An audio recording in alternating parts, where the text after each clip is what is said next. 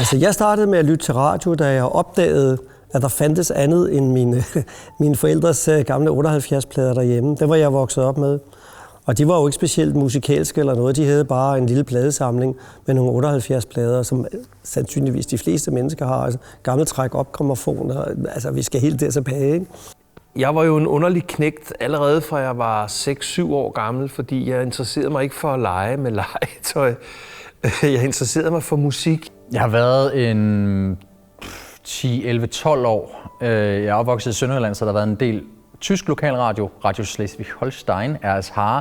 Og jeg kan huske de der tyske stemmer, som jo sagde ting, jeg ikke rigtig forstod, men der var en energi og en begejstring og sådan en glæde i deres måde at formidle. Om det så var en sang, eller det var nogle nyheder, der skulle på om et øjeblik. Der var sådan en, wow, det var ret vildt, at når Torsten Savarte, han kom og præsenterede et eller andet.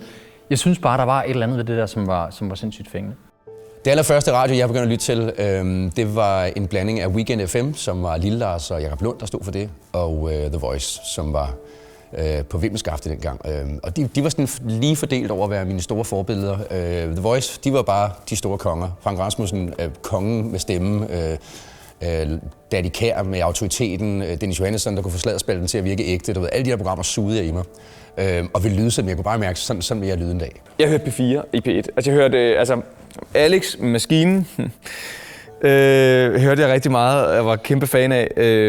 Og så hørte jeg, så var P4 i P1 ligesom det helt sådan store, ikke? Der var ikke nogen til mig på dansk radio. Det er faktisk, Og så pludselig en dag, så kommer Kim Schumacher ud af det blå. Og det er jo...